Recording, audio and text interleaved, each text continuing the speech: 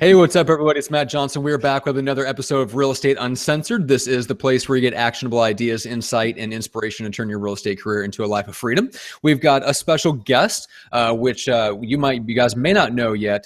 His episode of Pursuing Results will be coming out shortly, but we've got him here to talk about another topic, something different than what he covered on the other podcast with us, and we'll get to that in a second. We're going to talk all about relationship marketing as opposed to direct mail marketing, some of the options for developing relationships with people. And we've got some questions we'll take about that. We got a lot of stuff to get into, but before we do that, let me bring in the junior grandmaster himself in the co-pilot seat, as always, my partner in crime, Greg McDaniel. Greg, what's up?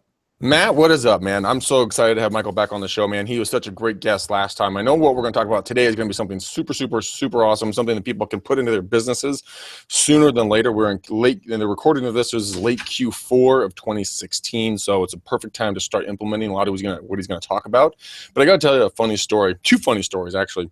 So Alton, we have time for two funny. I can give you three quarters of one funny story. If you keep talking, we won't have enough time, sir. Oh, okay. No. Sorry.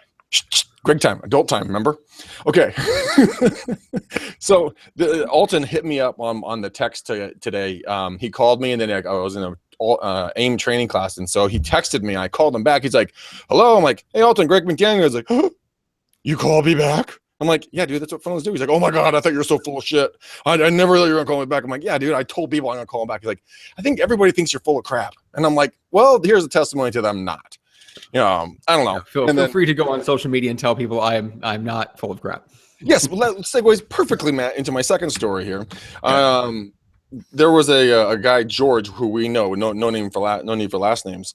He thinks I'm a jerk on my live shows, my live prospecting shows. And Aaron Whittenstein, you jackass, he had to chime in and go, yeah. Here he is, George. I'm like, gosh damn it, you two. Now wait, a jerk to the people that are watching or listening live, or a jerk to the people that you're calling in circle prospecting? I'm not sure. I think it might be like jerk, like, damn it, I wish I could, it was as smooth as, when I did it, like when speaking as him. But anyways, George, knuckles to you. Thanks for calling me a jerk. Made my day. Okay. I was like, what? I don't even know. Those were two semi-nonsensical stories, but I'm glad they amused you, Greg. Oh, shush.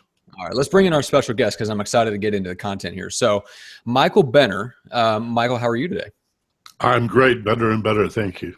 Good. Whoa. So we reached out. I kind of stumbled across you through a mutual connection on LinkedIn, and we had a bunch of different kind of connections. So you have a role with send out cards, and I want to kind of have you tell people about that. But you're also a podcast host, so kind of give people a sense of number one, where you're at, and what do you spend your time doing? What are your main roles in life?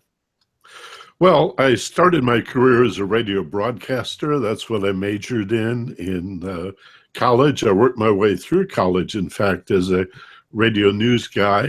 And then I started doing talk shows in Detroit and moved to Los Angeles in the 70s and did that for another 20 years.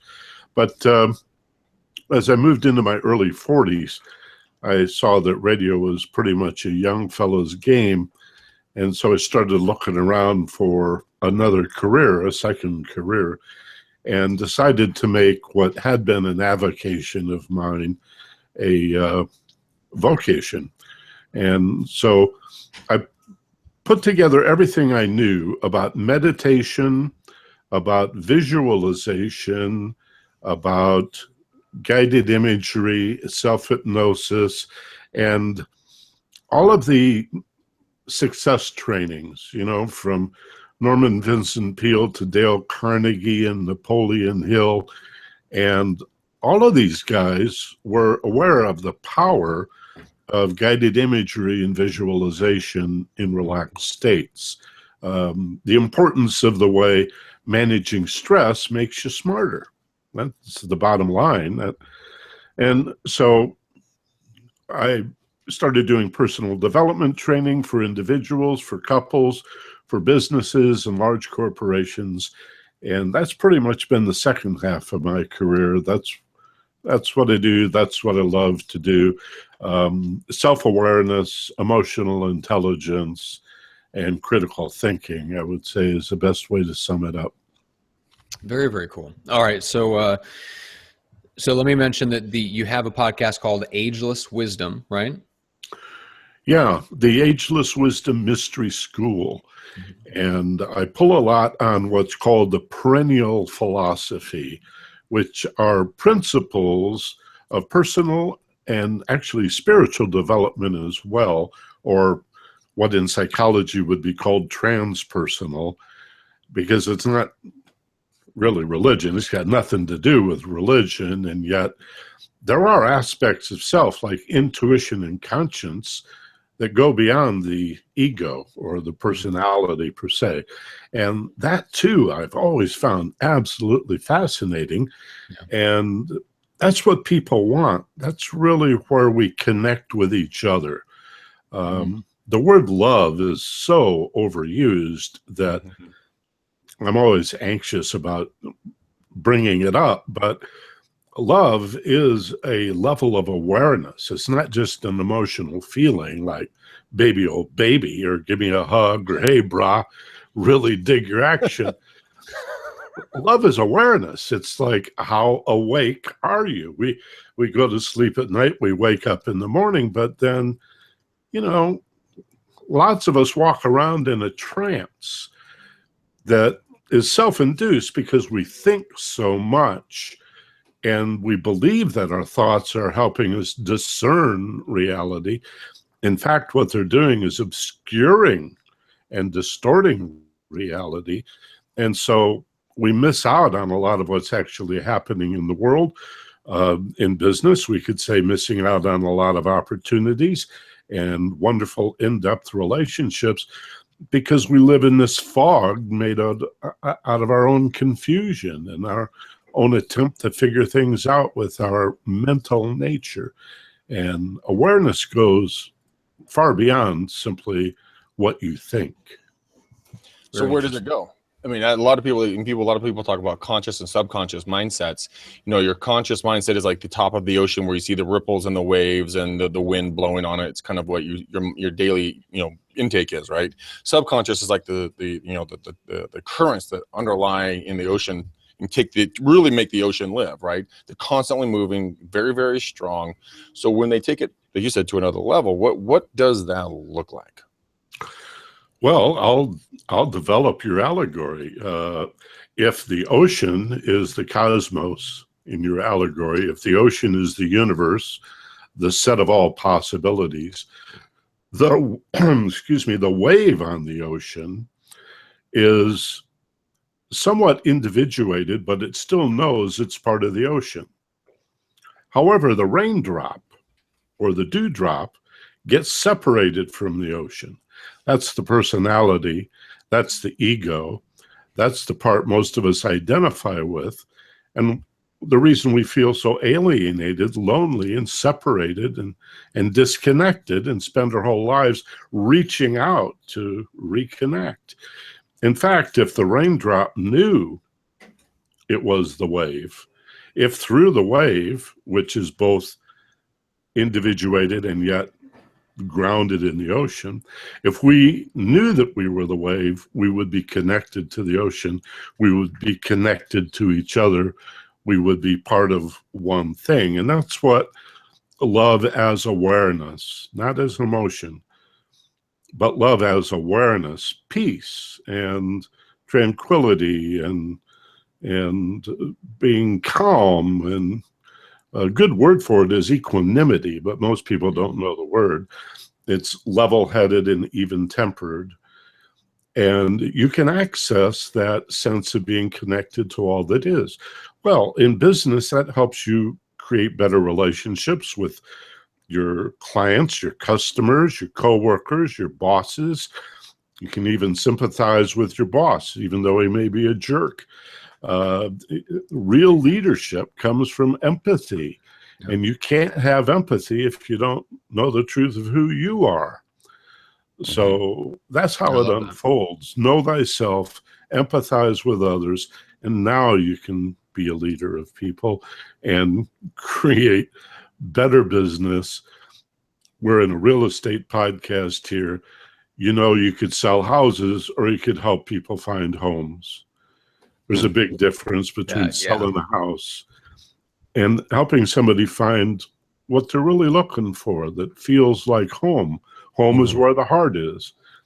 That's another way of talking about this. Just briefly, let me add, you can, in Eastern philosophy, there is a concept of aggregates, that we are our perception of the world, our behavior, our emotional feelings, and our thoughts. But the fifth aggregate is awareness. And awareness overshadows all of the other four. So you can think, but then you can be more aware of your thought process. You can have emotions, but then you could elevate your perspective and have a greater awareness of why you feel the way you feel and what it says about you, not just the person that, quote, made you feel that way. You can behave reflexively, or you can be aware. This is the same as higher consciousness of my choices and my options, and that I probably have more alternatives than are immediately apparent. And my perception of the world could be routine, or I could elevate my awareness of what's going on around me. So that's another way of talking about what is higher consciousness or expanded awareness. I'm scared to scratch deeper on in your brain, because that was a simple question, and we can close the show. That was impressive. Yeah. Well, thank you, but it's not that complicated, is it? No, it's not to you, because I mean you're making us look like mental midgets, and that's fine with me, because that means we have an opportunity to grow. And I think a lot of people, when they sit at a fountain of knowledge like yourself, where they can really start reflecting and looking back, because in our industry we get kicked down, stepped on, yelled at, treated like garbage sometimes by clients, and we don't have that level of thinking the way that you just described, and we always project it out. Well, that's the path to success. Mm-hmm. That's what successful women and men figure out, is like, if somebody insults you, if it hurts, it's because you don't understand the truth of who you are. If you knew yourself, if you had a higher level of awareness about why you think the way you think, why you feel the way you feel, why you do the things you do, and somebody insults you, you're going to take the hit, but you could, within seconds, take a breath and relax and say, well, that's not true. He doesn't know me. In fact, he's probably having a very bad day, Maybe the dog died. Maybe he got a big tax bill. Maybe he's taking it out on me. Let that be about him or her, not me. I know myself. And the funny thing is, I think this is odd anyway. I've reconciled it in my own mind, but when I tripped onto this material and began to study all these transpersonal philosophies, I thought, oh my God, if I get too self-confident, I'm going to be arrogant and pompous and conceited and walk with a swagger, and then nobody will like me. And what I found out is, for everybody, the more we understand the truth of our individuality, the more humble we become. Because we're not comparable. We're all incomparable. No better, no worse, just unique in our makeup. And so it's easy to be more and more and more of who you are and never get fooled to believe you're somehow better than somebody else. Just because they're undiscovered doesn't mean they're, just because somebody rides an elevator to the top, or escalator is what I mean to say. It works for elevators too. But let's say you ride an escalator to the top and then you step off and stand there. Or take the elevator and you're waiting for an elevator and the door opens and you try to get on before letting anybody else get off. That's not stupid. That's just a lack of awareness. You get to the top of the escalator, move out of the way. There's other people coming up. The elevator door is open. Stand back. Let the people out before you get in. You find yourself sitting at a traffic light that's already turned green, and somebody has to honk the horn to wake you up. ask yourself, where did I go? Why was I not conscious? How come I can't find my car in the mall? It was only 10 minutes ago. I can't remember where I left it. It's because lack of awareness. We're not stupid. We're living in a fog made of our own stressful thinking. It distorts and obscures reality. We're smart. We're just, most of us, not very aware. So how do we clear that fog out? How do we eliminate that fog? What's a technique, a book? I mean, what's something that the layman, such as myself and Matt and everyone else listening to this, how can we clear the fog? How can we begin that process? It's a matter of stress reduction, frankly. I'm writing a book now, it's almost complete, called Fearless Intelligence. And it's about the fact that fear, anxiety, and stress, nervousness, worry, doubt, apprehension, whatever you want to call it, makes us unaware. You could say stupid. But actually, stupid is not a bad word for it, because we're stupefied. We're in a daze. We're like out to lunch, right? Mm-hmm. But it's an insulting word to tell somebody they're stupid, and to say, "Hey, you're frightened, you're stressed out," is insulting and terrifying to a lot of people. Don't tell me I'm afraid. I'm not afraid. Well, actually, I'm afraid to be afraid, to be afraid, to be afraid, to admit how terrified I really am. And yet, if we face our fears, even if you minimize it and say, well, I'm not afraid, I have my concerns. All right. Nervous apprehension, just a little bit. Still fear by any name. If we face that fear and stress, if we embrace it, if we recognize it not as a sign of danger, but as an indication of what we do not know, if we say, all of my anxiety is simply the brain's request, my brain's request for more information. And at the center of everything I don't understand is me.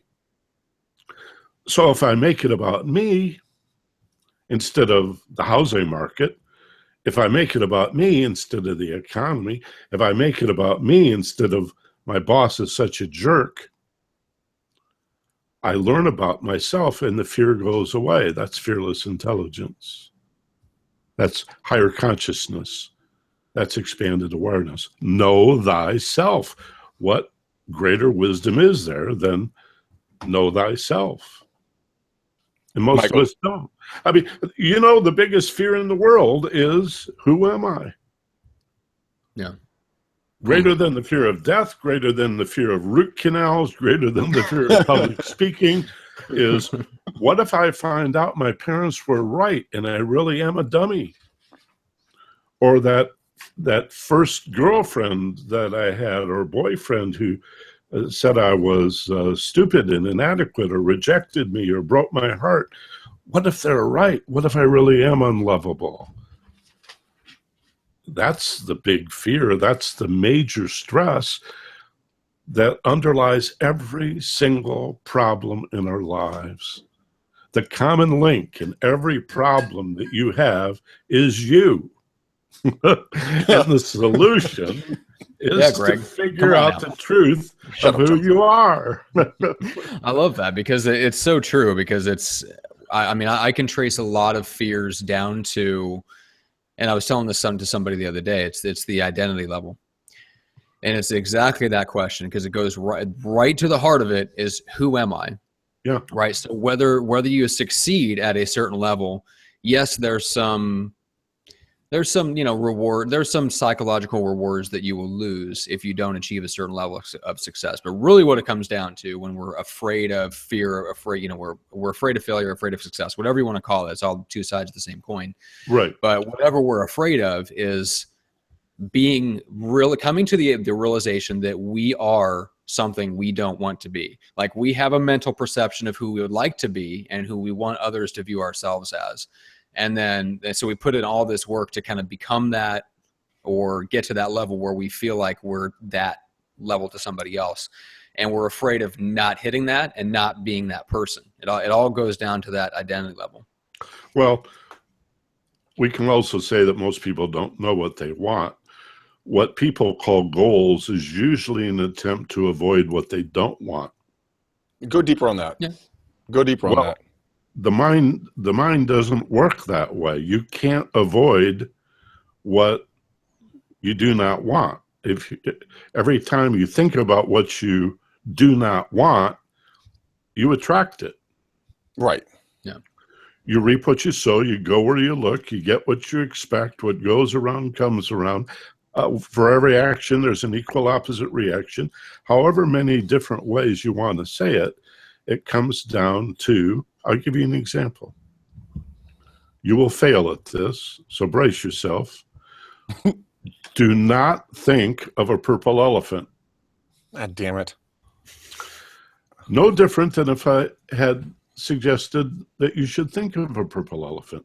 So if you say to yourself, gosh, I hope I don't forget, you've planted a seed of forgetting. Boy, I hope I don't screw up this deal. Well, your brain goes, screw up the deal. We can do that. We've got lots of practice at screwing up the deal. We can do that. And so thoughts are seeds. They're programs, just like programming a computer. You don't program a computer to avoid something you don't want. You don't plant seeds in the earth to prevent weeds from growing. Nobody ever hit a home run by wishing they did not strike out. Yeah. That is a great quote. Love that. So the reason people don't know what they want is they don't know the person doing the wanting themselves. And we ask the wrong question, you guys. I think the mistake we make in a practical sense is we ask ourselves when we're stuck, what do I do? Now what do I do? Gosh, what do you guys think I should do? I don't know what to do. Well, you can't know what to do if you don't know where you want to end up. You have to, as Stephen Covey says, begin with the end in mind. Make sense? Mm-hmm. I've got to know what I do want if I'm going to move toward it. I can't know what to do till I know what I want, and I can't know what I want until I know why I want it, and I can't know why I want it if I don't know who I am. It may sound complicated, but it's really not. We're back to know thyself. How could anything work if I don't know the truth of who I am, why I want what I want? It's not enough to say, well, everybody else is getting married, having kids, and trying to make money. I guess I'm not sure. I guess that's what I'm supposed to do. Really? Maybe not. Maybe you're supposed to go to Maui and windsurf all day. Yeah, I see. I've been telling my parents that for years. Greg just quit the podcast. He shoulder rolled out the window behind us and sprinted to his car. Peace, Johnson. I'm out. I got an airplane to catch. And then you figure out how to do it. Yeah, exactly. No, but I like that though.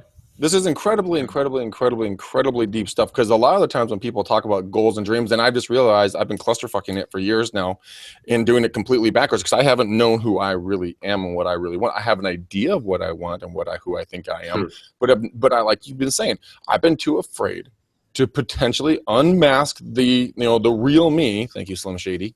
And who is the real me? What do I really look like? What do I really want? What are those evil, nasty things that if I admit them to myself, then who am I? How can I come back from that?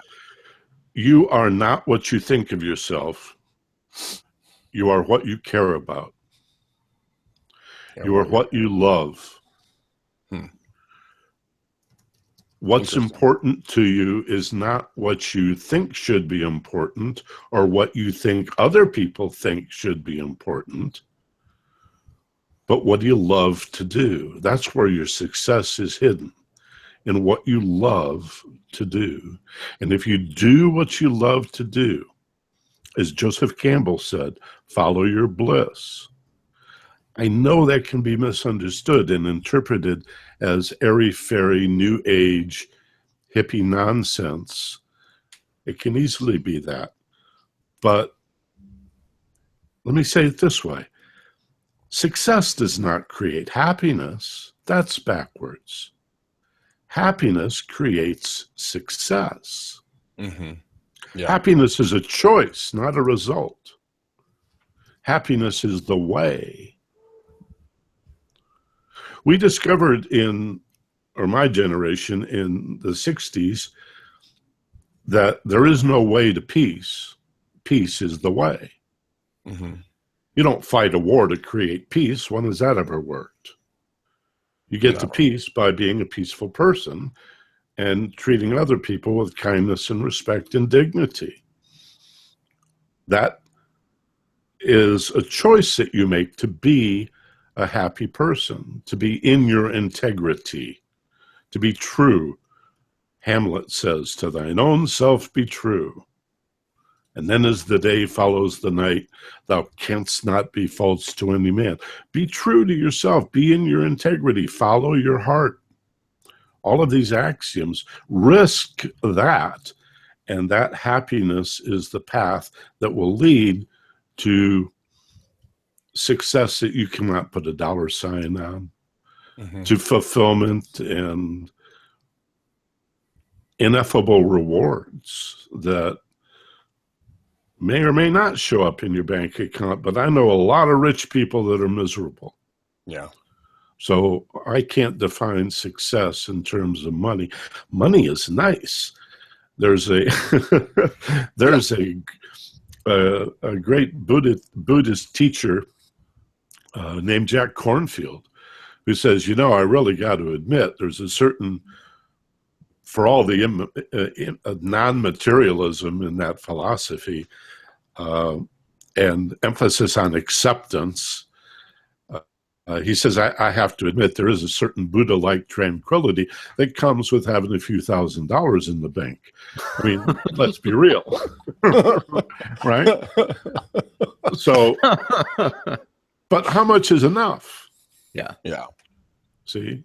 And that's where it goes down to awareness of who you are. Yeah. Because exactly. the people that I look at that are the most successful and are all still continually driven, and I don't mean I mean driven, as in compelled to keep on acting and keep on taking massive action every day. It feels like there is something missing in their identity, where no matter what they've achieved, they still don't feel like they've achieved enough, in whatever comparison to what's in their head of what they believe that they should achieve in order to feel like they should feel, if that makes sense. It does. And I think we can also admit that financial security and prosperity allows you to have more freedom to do what you love to do. So doing what you love to do can create that financial freedom. But let's say you get it. Let's say you've got enough invested, your portfolio is healthy enough that now you can sleep in, get up, go where you want, do what you want. I often ask my clients, imagine you've got $50 million portfolio. You're set. You got a house on every continent. You got the sports car. You got a boat. You got beautiful partner and kids, and you got everything you want. What are you going to do tomorrow? Podcast. Yeah, right. They say, well, I'll lay by the pool. Okay, after a week of laying by the pool, what are you going to do? Greg would start to gnaw his own arm off at about hour 2 of the pool. Yeah. Oh, I would read. I would travel. I would meet other people, but I would also want to make some kind of contribution to the world. Yeah. Why did Bill Gates give away $35 billion? Because he's a nice guy? Yeah, but he had $70 billion, for one thing. He managed to get by on the other $35 billion that's left. That's right. But I feel for him. Slumming it, I say. Slumming it.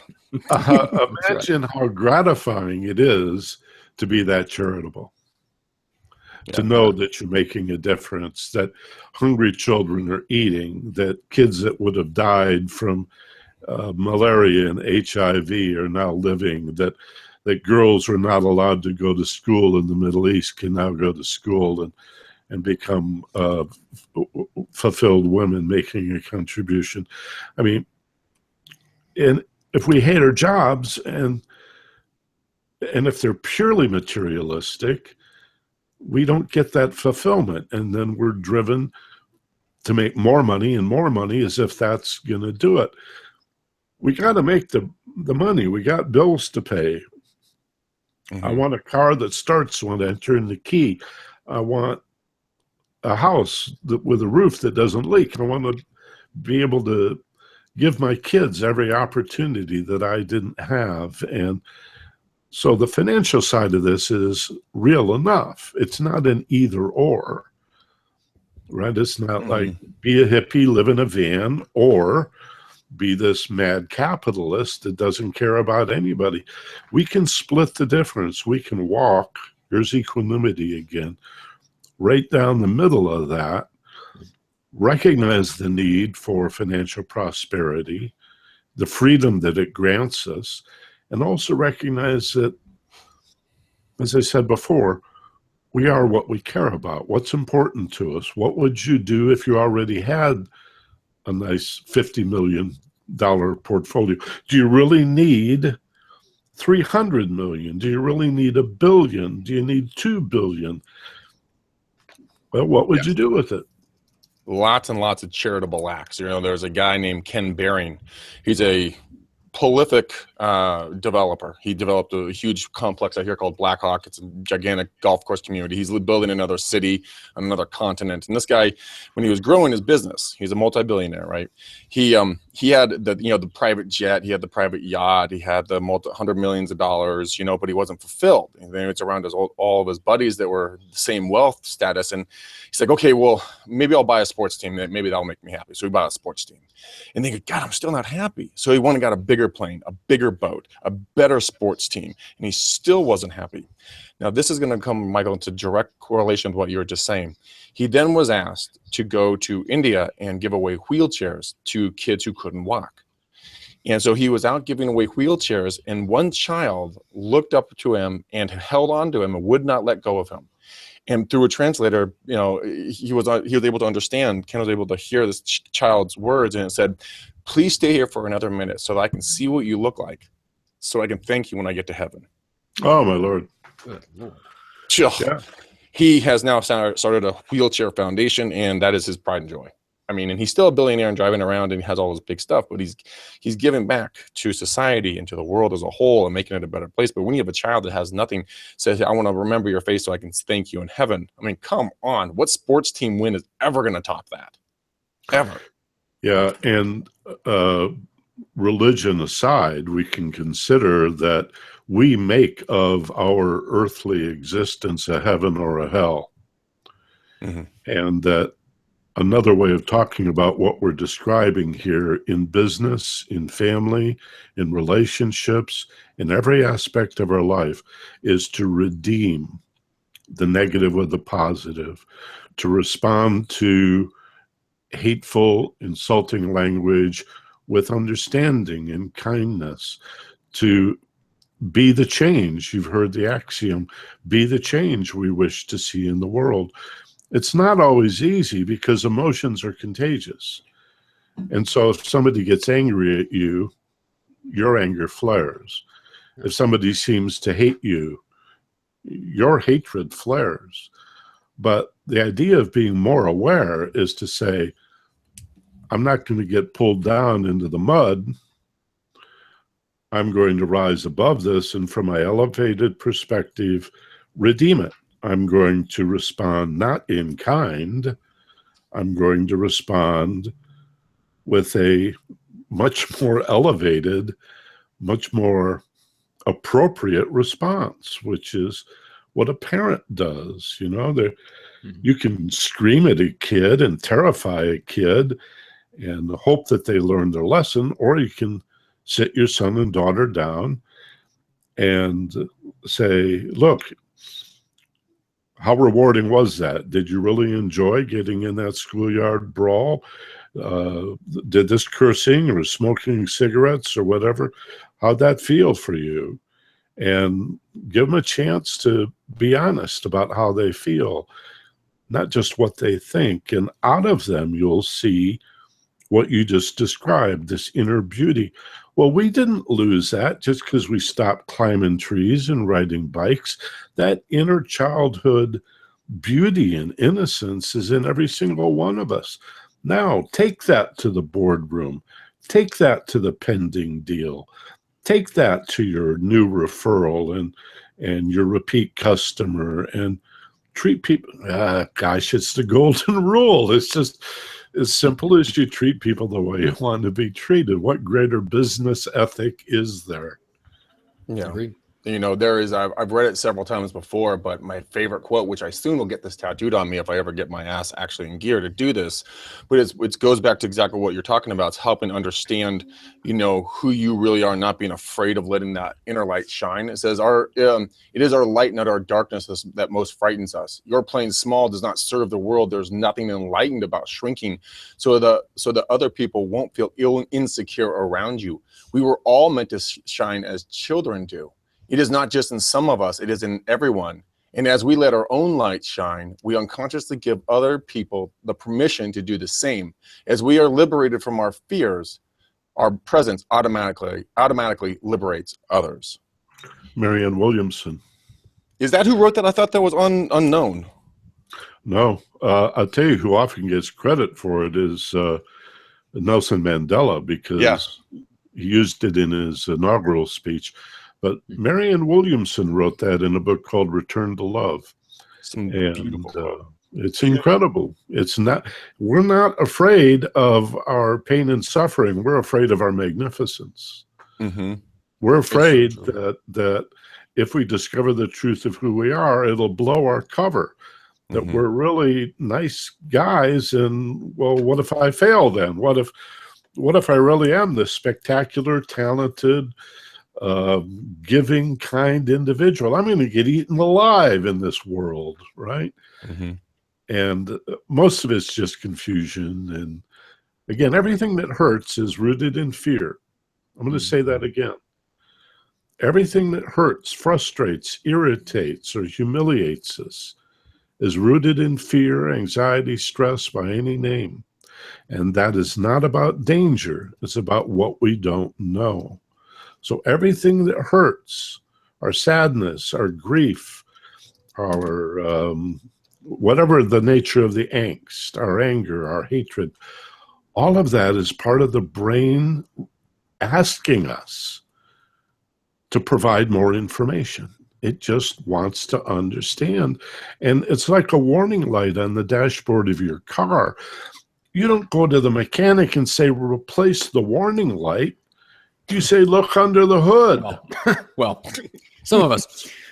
So, well, one thing I wanted to point out or just ask about real quick, Michael, is when you talk about like the brain wanting more information, as much as we would like for that to be just more input in the sense of academic knowledge, I think part of what the brain is looking for there and why we feel the fear of the unknown is that the brain is looking for experiential knowledge. And so the only way to get past that fear is to step into it and experience what's happening. And then the brain gets the input that it's looking for, and you realize that what you were afraid of doesn't necessarily come to pass or isn't as bad as you think. But does that bear out? Do you agree with that? Sure. Richard Bach wrote a book, Running from Safety. If you're confused and don't know what to do, go do the most frightening thing you can imagine. If you recognize that your anxieties are ultimately about yourself, then go into the scariest pit of what you're afraid of. You have to close your eyes and contemplate to do that. Meditate. Listen. Just shut up and listen to the still small voices in your head. Some people say, listen during the gaps between your thoughts. Well, there are no gaps between our thoughts when we're stressed. We have monkey mind. You've got to sit down for 10 or 15 minutes once a day to breathe, to relax, to quiet the mind. Doesn't matter how you do it. Just breathe and relax. Just like, why do people go fishing? Not to catch fish. They go fishing because they can sit out there in the boat and it's quiet and they listen to the birds and the crickets and that wonderful feeling that comes over you as the mind slowly stops chattering. And then this small voice emerges, this whisper inside you. That's your conscience. That's your higher self. That's the overshadowing wisdom that knows you, that is you, and will answer these questions, tell you what you want, and reveal the truth of who you are as a unique individual. There is no greater peace. There is no greater freedom, no richer sense of fulfillment than that. What are a couple of different ways, Michael, that you would suggest folks to maybe start be able, allow that voice to be heard a little bit? I mean, if let's say they have a fear of water, would it be just going out and maybe putting on some nice music, meditating in the woods? Would it be going for a walk? What are the fastest possible routes they can get to that point of hearing that? And then what do they do with those? What do they do with the little voices that they start to hear? Should they journal it? Should they, confide in a friend? What are some good techniques to really help them start learning from these little voices? Whatever works, and everything you've named works. So one thing you say to the voices in the short term, if you're willing to admit there are voices in your head or pictures in your brain, is I am the watcher or the listener. I am not the voice. If we were the thoughts in our heads, we would have to admit that there's an argument going on during virtually every waking minute. Yes, I should. No, I shouldn't. What if I do? I don't know. Angel on one shoulder, devil on the other shoulder. I want the hot fudge sundae. No, you don't. That's 1,000 calories. Yeah, but I've been good. Screw the diet. I really want it. No, you don't. We're not those thoughts. Here's a great exercise, and then I'll answer your question. I'm concerned about time, and I want to share this with you. And I'd love for your listeners to write this down. I can hear the voice in my head reading this sentence. Write it down, read it 3 times. I can hear the voice in my head reading this sentence. I can hear the voice in my head reading this sentence. And now if I ask you, are you the voice in your head that was reading the sentence? Craig, Matt, are you the voice in your head? Yes. Yeah, I mean, I'm going to say yes. I'm hoping I'm not wrong. 95% of people say yes. You're in good company. But it begs the question, who is the I can hear? Right. Oh. Who? Okay. See, the voice in my head reading the sentence is the subject of the sentence. The I can hear, the object. I is the subject. It's the I that can hear. It's the I that can say, I'm not those negative thoughts. I am not that self-criticism. I am not that insult from my boss. I am not my broken heart. I am the observer. I am the witness. I am the awareness. And I choose to say yes to this wonderful thought, and I choose to say no to this ridiculous one over here. And here's one that I'll say maybe to, because I got to think about it and feel it out a little bit more. I'm not quite sure just yet, but I am the witness. I am the observer. I am the thinker. And this is accomplished with mindfulness. You watch your breath. And that's the first and best, I'll say, first aid approach to managing stress. To sit for 10 minutes and watch your body breathing itself all by itself and be marvelously fascinated by the fact that you don't have to consciously remember to breathe, that you are the witness or the watcher of the body breathing itself. With practice, you can do that with your thoughts and say, I can hear these thoughts, but I get to disagree with some of them. And my feelings and the world around me, I'm the witness. I am this higher self. And so managing stress is contemplation, meditation, relaxation. It is music. It is petting the dog and the cat. It is gardening. It is walking in the woods. It is laughter. I mean, good, deep, honest belly laughs. It is being in love. It is being vulnerable. It is playing with children. It is all of these things, whatever you love to do that relaxes you. Well, it's definitely the playing with kids for me, as anybody that knows me would know that very well. All right, so let's put them all together. Play that? with kids, listen to music, dance. I left dancing out and go walk in the woods with the cat or the dog and put them all together. Yeah, exactly. That sounds like a whole menagerie. So let's say you're doing the practical work to build the awareness of yourself, which will solve a lot of your problems from the inside out, right? Right. So then how do you take that awareness and how do you, just on a nuts and bolts kind of practical level, how do you start to expand your awareness to include other people and kind of build more of an awareness of other people and what they're thinking and feeling and their perspective, so you're better at building relationships with them? The good news is it happens automatically. Really? All of these talents and gifts and abilities that we're promoting here today, I'll say it simply, the peace and the wisdom that we're looking for is already in us. It's already there. All you have to do is let go of everything that is not love, truth, and wisdom.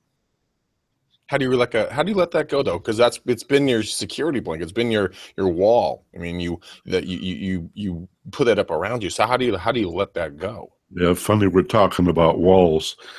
You know, Robert Frost wrote a poem, "Good fences make good neighbors," but it was tongue in cheek, because the fences and the walls that we build to protect us also isolate us and become the very problem that we built the wall to avoid. They're our walls. Nobody else put that up. And so instead of climb over it or fly over it or dig under it or smash through it, which is what most people say, I've got to overcome my fear. No, you don't. It's your fear. Let it go. You built it. You agreed to it. You're the one that's holding on to it. Stuck is not stuck. Stuck is holding on. So you can ride the roller coaster holding on for dear life and feel terrified, or you can choose to experience the very same feelings on the very same roller coaster with your hands held high in the air above your head and shout, "Whee, yippee." The feelings are the same. Fear and excitement feel exactly the same. Weak knees, butterflies in your stomach, heart palpitations, a lump in your throat, sweaty palms, dilated pupils. But whether you experience it as fear or excitement, whether it holds you back or moves you forward, is a matter of whether you're holding on or letting go. So awareness is letting go of fear, not smashing through it or overcoming it. Just take a breath, and as you exhale, put it down and risk being vulnerable. Tell the truth. As cliche as it is, something that really works well for me is saying to myself, if I'm stressing out, I say, change the way you view things, and the things you view will change.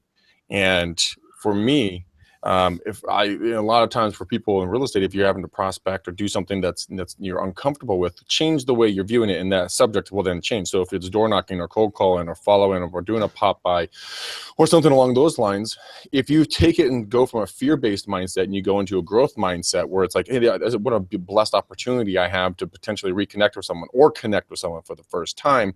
Therefore, and it goes from a fear-based and something you don't want to do to something you can't wait to do. And good. There's a book by Claude Bristol, and I'm trying to remember the name of it. He only wrote 1 or 2 books in the 50s. Anybody who wants to Google it could find it now. Claude Bristol. He talks about this technique that is the same thing that the three of us have been chatting about here for 45, 50 minutes now, which is the application in business of these stress management skills. And he said, before you pick up the telephone, whether it's a cold call or, a hot lead or a somewhat in between warm call, somebody you've talked to 2 or 3 times, before you make that phone call, and even if you've made a dozen others before that on this day, close your eyes with your hand on the telephone, close your eyes, take 1 slow, deep breath, and visualize in your mind's eye the call going exactly the way you want it to go. Mm-hmm. Imagine them being receptive. Imagine them being happy to hear from you.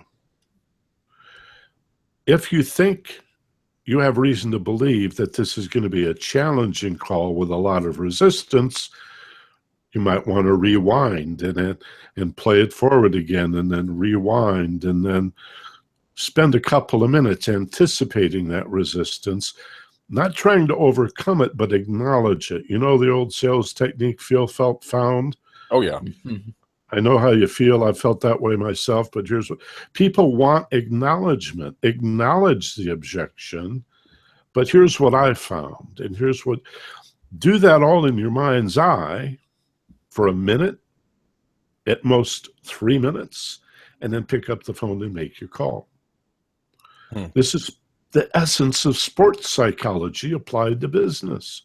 Yeah. Visualize what you want. It's like the basketball players in Maxwell Maltz's Psycho-Cybernetics. The guys that sat on the bench with their eyes closed and pretended they were making free throws improved faster than the guys on the court that were missing 3 out of 5. Yeah. Well, Arnold Palmer, exactly. See a dotted line as your ball travels. If you think, gosh, I hope I can avoid this hook I've been working on, what did you put in your mind? The purple elephant. Yeah, there you go. You see it going straight and true. You see the putt going right into the hole. You hear the kerplunk of how the ball sounds falling into the cup. This is positive thinking on steroids. You've got to convince the subconscious mind that this is a reality, not just a wish. Wishing doesn't work. But mental program, there's something very Freudian about that gong you just struck. Sorry. I think that's heaven telling you that you hit the gong. You just won the prize. Something that really brought it to mind, because I carry around my dream book here. And yes, I know the words are misspelled, so leave me alone. That's why no one will ever mistake this as theirs. I'm like, how many words did you smell on the front cover? 2? Yeah, me too.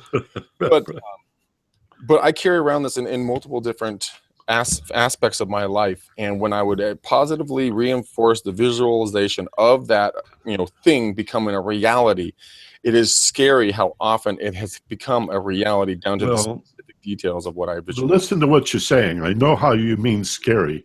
Good scary. Good scary, but then that's a negative wrong word. And then it goes back to negative reinforcement. How about it's thrilling, it's exciting, it's so fulfilling. I'm ecstatic to watch the unrolling of my future self through my visualization on a daily basis. Subconscious mind is very, very literal. Yeah, it is. So you have to say what you mean.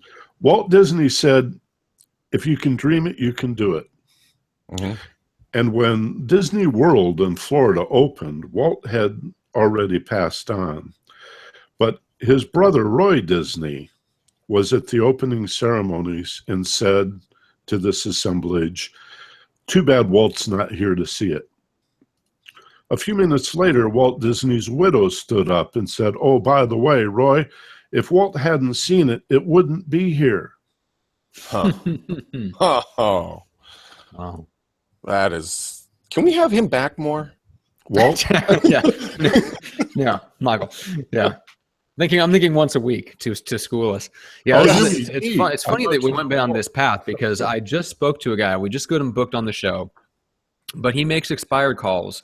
And Michael, he said almost the exact same thing to me. And I want to know who the full name of that author was, because he talks about the guy that we just booked on the show. He calls on expired listings. So these are people that had their home on the market, who had their home expire, failed to sell. They're ticked off. These are the hardest calls to make in real estate, comparatively speaking. And he does the exact same thing. He visualizes success, takes a breath, and what he does is he visualizes having a great connection and extending his awareness to them, and visualizing that call going exactly how he wants to, in the sense that they are receptive and that he's able to turn the call around to where they go from being frustrated to being happy to hear from him, and how that plays out. So he actually hand dials, where a lot of people that call on expired listings will just use a dialer and just power through. So I'm completely counterintuitive, contrarian approach to making cold calls. And so I'm excited to have him on. I literally just booked him here the other day. It was like Friday, I think I talked to him. He's a friend of Aaron Wittenstein's, who's been on the show before. I've never heard anybody else talk about that. So it's funny we went down this road and you mentioned those exact techniques. So the author, again, the guy that wrote the book in the 50s, it was Claude who? Bristol. Okay.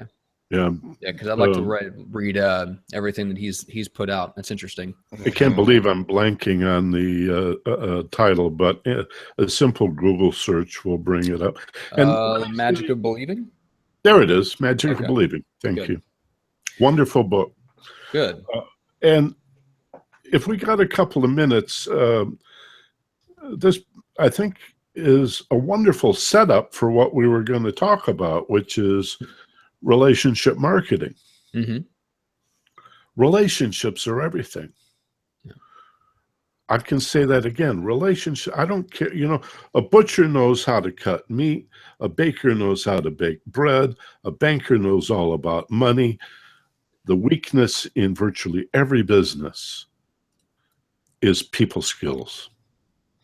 And to begin to develop good, positive, trusting relationships, real deal, sincere. I trust Matt. I really like Greg. I believe in him. This guy, these guys are the kind of people I want to do business with.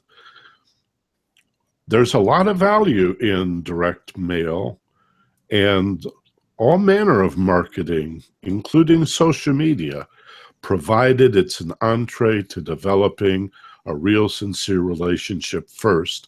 And don't be too quick to jump to the pitch. Mm-hmm. Ask questions.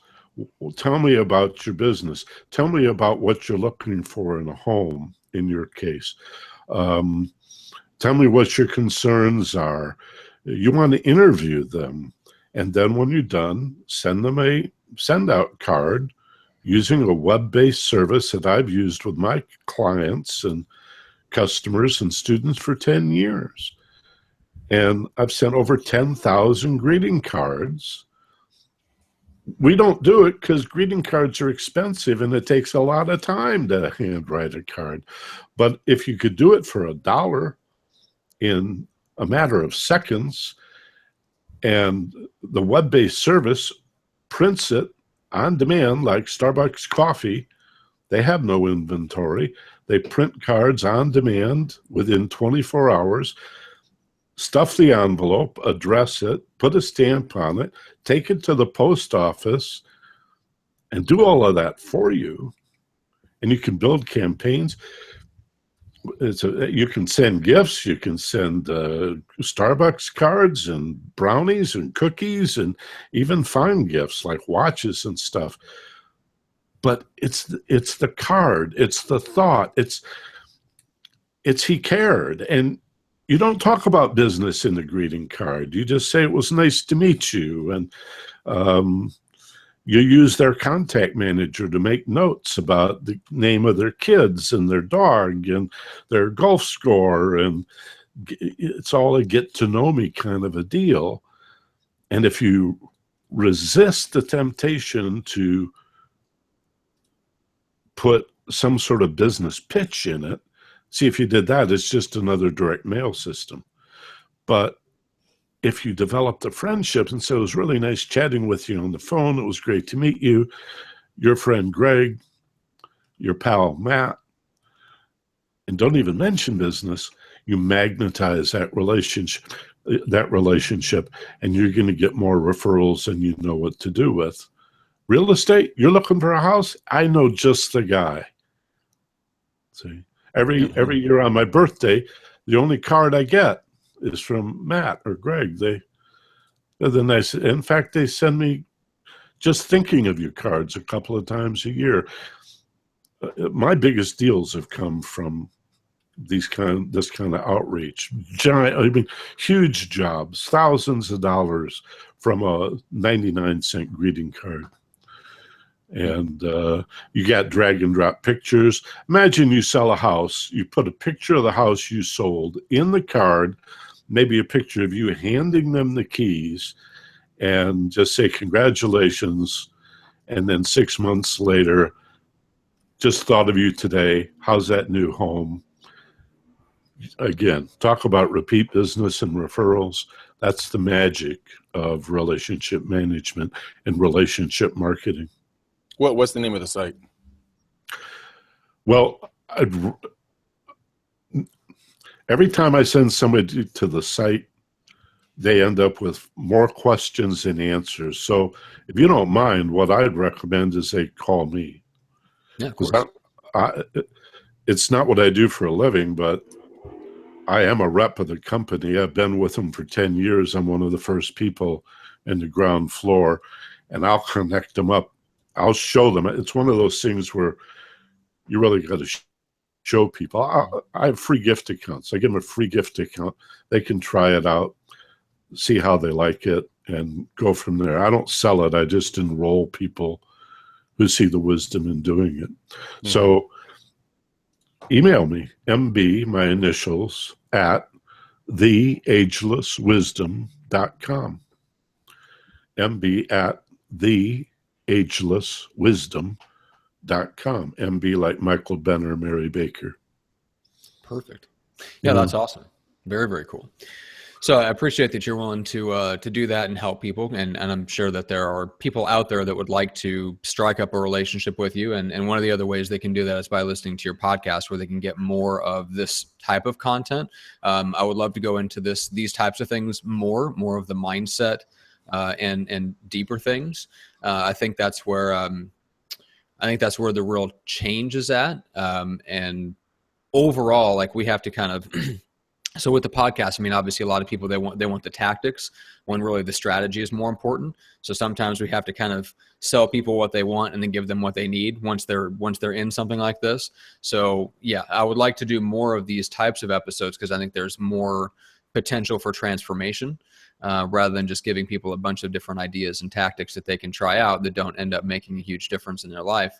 So I love the content. I appreciate that you're of what you brought today. And I love the direction that the episode went today. It was really, really cool. Totally unexpected, but it was awesome. So I love it. It was really fantastic. I know, Greg, you were, there's a lot to think about. Let's put it that way. Taking notes very, very quickly, but one more time, what is the name of that podcast so people, they can hold on to a lifeline and listen to you before you come back on this show, but where can they go binge on your goodness? Oh, what a nice way to say it. Thank you. The podcast is called The Ageless Wisdom, or The Ageless Wisdom Mystery School, and it's in the iTunes store. They can just search Ageless Wisdom or Michael Benner.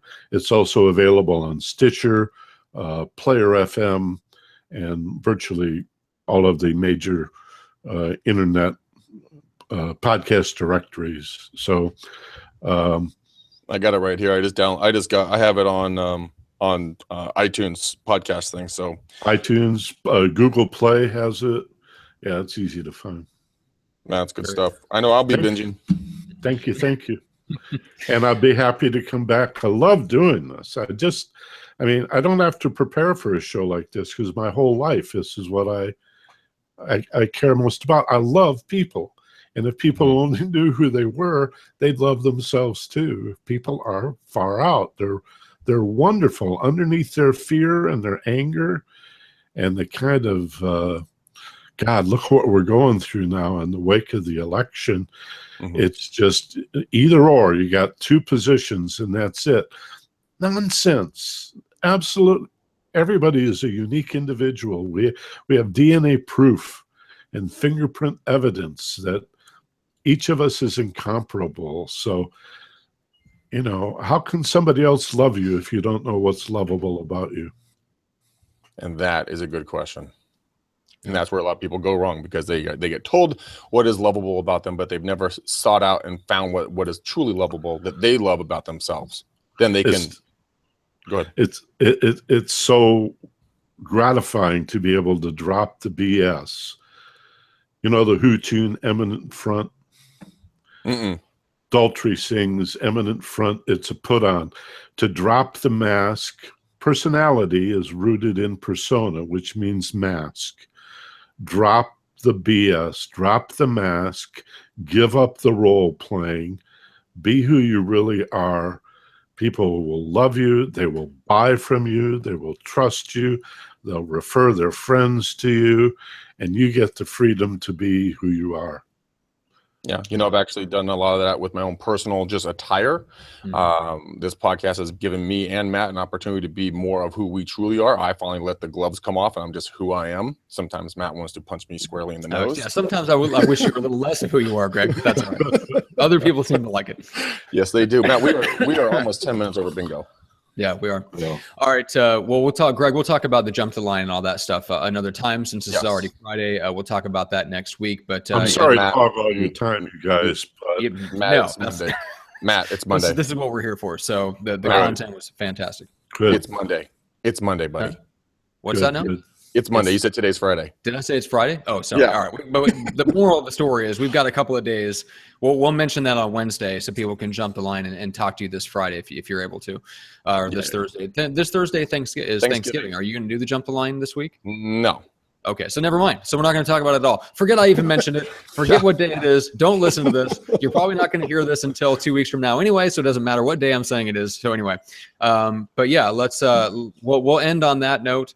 If you and I can't encourage you strongly enough to go subscribe to Michael's podcast so that you can investigate these things further. I'm going to pick up the book, Claude Bristol, The Magic of Believing, because I want to go more in depth on that in terms of raising your awareness of other people and building that connection, building that relationship, because that's how I want to build my business. I want to be more of myself rather than putting on like an artificial mask and trying to be something that other people want me to be. And I think we could all benefit by doing more of that. So with that said, guys, we'll have to end it there. We, like Greg said, we are way over bingo here. So thanks so much for watching. We really appreciate it. I hope you stuck around for the entire episode and got everything and took a lot of notes, because there's a lot of deep stuff that you can do, a lot of deep work to do on yourself that will benefit you and your business and your family and your entire life. So make sure to subscribe to the show on YouTube if you like the video version. Subscribe on iTunes and Stitcher if you prefer the audio version. Head on over to the website, McDanielRealEstateSystems.com. You can download Greg's free scripts. You can check out the video farming course there, all about high-tech, high-touch real estate farming. We've got a circle prospecting course we're working to put together for you guys. Aaron's running his expired mastery course. So if you're listening to this anytime within the next couple of months, you can sign up with that. Just there's more information in the Lead Gen Scripts and Objections group on Facebook. So with all that said, guys, thank you so much for watching. Michael, thank you so much for being here with us. That was awesome.